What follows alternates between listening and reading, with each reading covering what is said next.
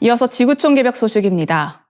도널드 트럼프 미국 대통령이 가자 지구 장악과 팔레스타인 주민 강제 이주 계획을 발표해 국제사회에 파장이 일고 있습니다. 트럼프 대통령은 2월 4일 미국이 가자 지구를 장악하고 소유할 것이라며 가자 지구를 개발해 중동의 리비에라로 만들겠다고 밝혔습니다. 더불어 가자 지구에 거주하는 200만 팔레스타인 주민을 이집트나 요르단으로 강제 이주시키겠다는 구상도 함께 발표했습니다. 트럼프 대통령은 구체적인 장악 방안은 언급하지 않았으나 필요할 경우 미군을 보낼 것이라고 덧붙였습니다. 이 구상에 대해 이스라엘의 네타냐후 총리는 적극 동조하고 나섰습니다. 아랍권 매체 알자지라에 따르면 네타냐후 총리는 2월 16일 발표한 성명을 통해 미국이 추진하는 가자 지구 프로젝트에 이스라엘이 전적으로 헌신하겠다고 밝혔습니다. 또한 전후 가자 지구를 하마스나 팔레스타인 자치정부가 아닌 미국이 주도적으로 관리하도록 하겠다는 약속도 했습니다. 알자지라는 네타냐후 총리의 발표가 마르코 루비오 미국 국무장관과의 회담 직후 나왔다며 이스라엘이 트럼프 대통령의 대담한 비전을 전적으로 환영한다는 점을 강조했습니다. 주민들을 무력으로 쫓아내고 땅을 재개발하려는 구상이 사실상 인종청소에 해당한다는 지적입니다. 팔레스타인 측은 이 같은 움직임이 중동 지역을 더욱 불안정하게 만들 것이라며 우려를 표명했습니다. 조만간 아랍권 국가들은 긴급 회담을 열어 대안을 모색하고 국제사회와의 협력을 통해 트럼프 행정부와 이스라엘에 대응할 방침입니다. 이스라엘 내에서는 트럼프 대통령의 계획을 뒷받침하기 위해 국방부 산하에 새로운 조직을 신설하겠다는 보도도 나왔습니다. 이 조직은 이주를 원하는 가자 지구 주민에게 출국 절차를 지원해 사실상 이주를 유도하고 대규모 개발 프로젝트가 진행될 수 있도록 행정적, 군사적 조치를 뒷받침할 것으로 전해집니다. 이러한 소식에 대해 국제인권단체들은 분쟁 지역 주민들에게 선택의 여지가 없는 이주는 강제 추방과 다를 바 없다고 비판하며 국제사회의 즉각적인 개입을 촉구하고 있습니다. 다음 뉴스입니다. 아프리카 중부 콩고 민주공화국에서 르완다의 지원을 받는 것으로 알려진 반군 M23과 정부군 간 내전이 격화하면서 아동 성폭력을 비롯한 인권 침해가 전례 없는 수준으로 치솟고 있습니다. 유엔 아동기금 캐서린 러셀 총재는 북키주부와 남키주부에서 최근 보고된 성폭력 피해 사례가 이전 어느 때보다 훨씬 심각하다고 밝혔습니다. 1월 27일부터 2월 2일까지 불과 일주일 사이 분쟁 지역 의료시설에 접수된 성폭력 사건은 572건에 달했으며 이 가운데 170명이 아동 피해자였습니다. 정부군이든 반군이든 가리지 않고 성폭력 가해자가 되는 상황에서 교도소 탈옥 후 여성 수감자들을 집단 성폭행한 사건까지 일어나 충격을 주고 있습니다. 유엔 내부 문서에 따르면 남성 수감자들이 약 165명의 여성 수감자를 집단으로 성폭행했고 불까지 지르는 바람에 살아남은 여성은 10명 남짓에 불과한 것으로 전해졌습니다. 현지에서는 소년병까지 즉결 처형되는 비극도 벌어졌습니다.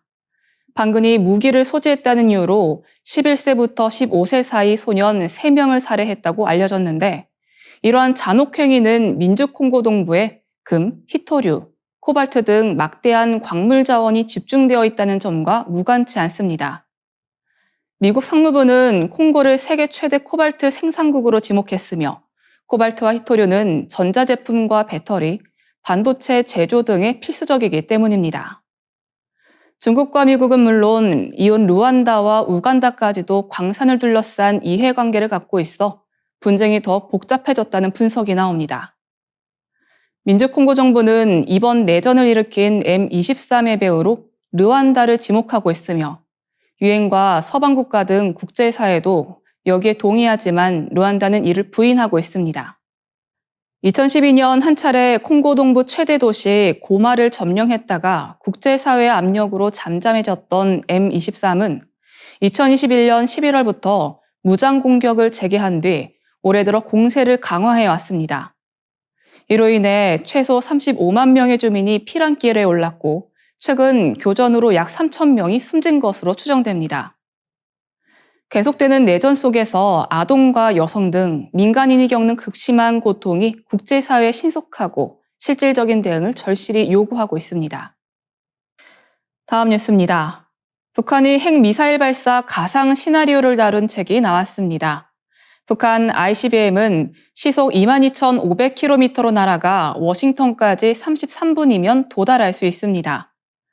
미국이 보유한 44기의 요격 미사일로 이를 막으려 하지만 시속 32,000km로 날아가서 다른 미사일로 맞추는 것은 총알로 총알을 맞추는 것처럼 어렵다는 게 미사일 방어국 대변인의 설명입니다.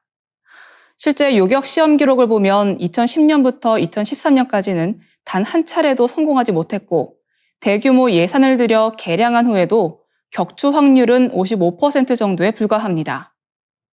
이런 상황을 토대로 미국의 탐사보도 전문 기자 겸 작가 애니에 제이콥스는 신간 24분에서 더 구체적인 핵전쟁 시나리오를 제시합니다.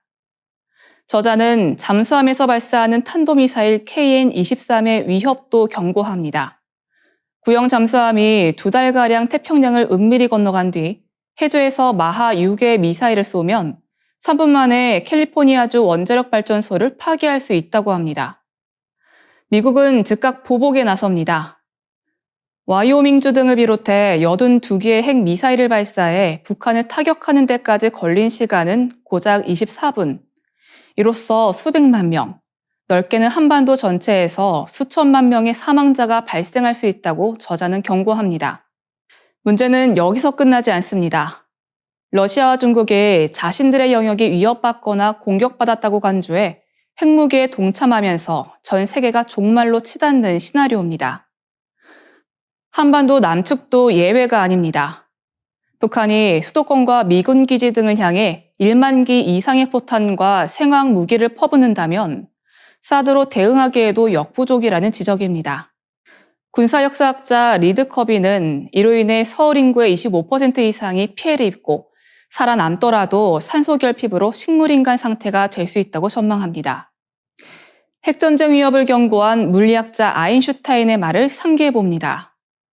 제3차 세계대전에 어떤 무기가 쓰일지는 모르겠지만 제4차 세계대전은 막대와 돌을 사용하게 될 것이다.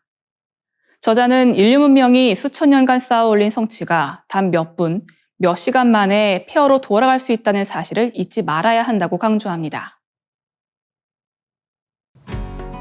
더 많은 지구촌 개벽 소식이 궁금하시면 STV 상생방송 유튜브 채널을 구독해 주시기 바랍니다.